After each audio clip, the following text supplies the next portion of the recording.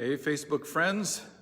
Pastor Terry Lee here, Okotoks Alliance Church, and give a couple of people a chance to dial in. Don't know if you're out there today and interested in live stream, or maybe you get a chance to watch this a little bit later on when it's not quite so beautiful out. Maybe you're sitting around the campfire yourself this evening because you're out camping or something like that, fire pit. Not sure what the weather's going to do. We got a thunderstorm watch here in Calgary and Okotoks right now, so weather could change kind of quickly rather soon. We'll see. I hope you're doing well. I hope you're enjoying your summer experience, whether you're working hard. Man, there's some beautiful weather these last couple of days to do some hard work in. Hopefully you're getting to enjoy the sunshine and maybe a little bit of gardening, maybe a bit of away time. We're in a series here this summer at Okotoks Alliance Church that we're calling Campfire Stories. And we're really glad to be able to do that. Hey, Colleen, thanks for dropping in. Campfire Stories is this attempt to go back to stories that maybe some of us haven't really reviewed since we were in Sunday school. We call it Kid Zone at Okotoks Alliance. Maybe you've never encountered some of these biblical accounts before, or maybe you've heard of some of them anecdotally. This coming Sunday, we're going to actually go to one that may be among the most famous of the Bible stories that get told in Sunday school or Kids Zone ever. Let's see. Here's my campfire. Where's my fire? There it is. There we go. We got our campfire here and everything.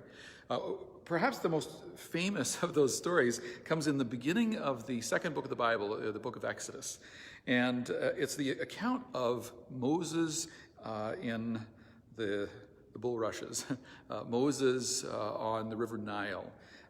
It's this extraordinary historical account from the early days of the formation of the people of Israel, and the account of how God was at work even in the midst of extraordinary difficulty.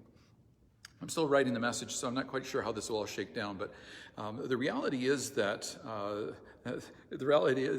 Rolf says he's exploring campfire songs. He's out in Saskatchewan at the lake, and I'm so glad for that, Rolf. That's fantastic. Hope that you're thoroughly enjoying that. We're enjoying the campfire stories here.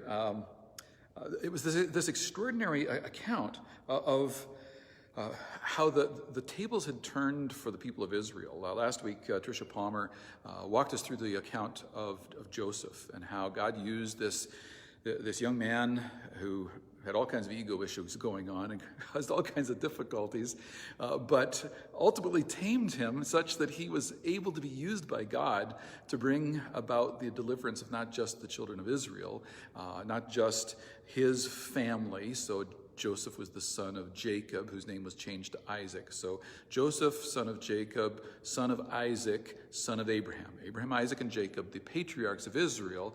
Joseph, God used them to deliver them out of enormous difficulty when the world hit an extraordinary famine that lasted 7 years. We pick up the story, Genesis, Exodus, Leviticus, Numbers, and Deuteronomy, the first 5 books of the Old Testament. They're to be read together. Exodus, second book, picks up kind of where the first one left off, except we left off the first one and everybody was in a pretty good place. The nation of Israel was in Egypt. They had food. Joseph had become this famed, favored leader in in Egypt. You turn to Exodus, and it says in verse 8, eventually a new king came to power in Egypt who knew nothing about Joseph or what he had done. Political changes, all kinds of instability, and man, things hit rock bottom for the people of Israel.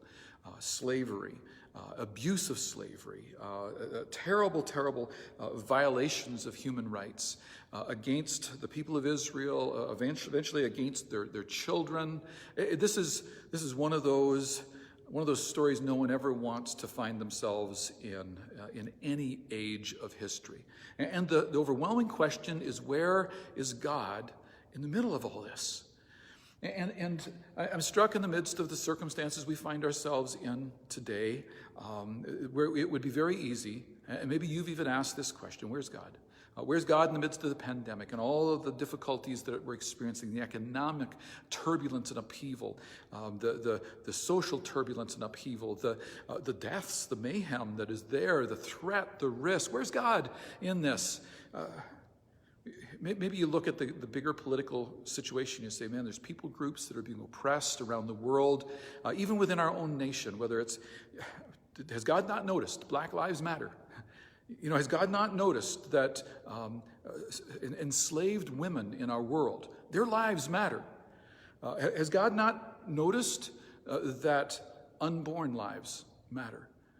There's a dignity to human beings which is at stake in this account and is still at stake today. And it's one of the things I love about the pages of Scripture is that the things that mattered then continue to matter now.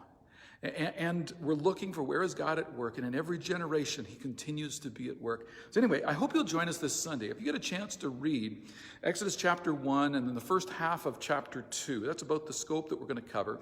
And then over the coming few weeks, we've got other teachers in our church family who are going to continue to open up these pages of Scripture. It's not quite sequential. We're not quite going in chronological order, but it's close. And we're going to continue to unpack these questions. Where is God in these stories? What is God doing? And the answer is he is everywhere. And he is doing extraordinary things. And I really believe that these are going to be Sundays of enormous encouragement for you. And my hope is that around the campfires that you're hopefully enjoying this summer, whether it's a fire pit in your backyard or at the lake or at a campground someplace, that you'll retell the stories of God and how he has worked in history past, with then an eye to saying, how is God at work in history present? How is God at work in my life here and now? And maybe you need somebody to help you with that, somebody to maybe offer a bit of perspective. Maybe in this moment you cannot see it. Maybe it's impossible to see it. But the invitation that we're going to grapple with as we work through these accounts, and in particular Exodus 1 and 2, is the reality that God is profoundly present, doing an extraordinary work. And the question is, will you trust him? Will you put your faith in the hand of the unseen mover, as he has been called, the hand that's behind the scenes working an extraordinary purpose? This is where we're going this Sunday. We're going to have a great time in worship and song. We've got space here. We're not getting a lot of people signing up to be here. We've got lots of space if you'd like to be with us physically present in our building. But of course, you're always welcome to join us online. We'll dial up at 9:50 on Sunday morning. Service begins at 10 a.m. And I hope you'll greet one another if you're online, if you're here personally as well.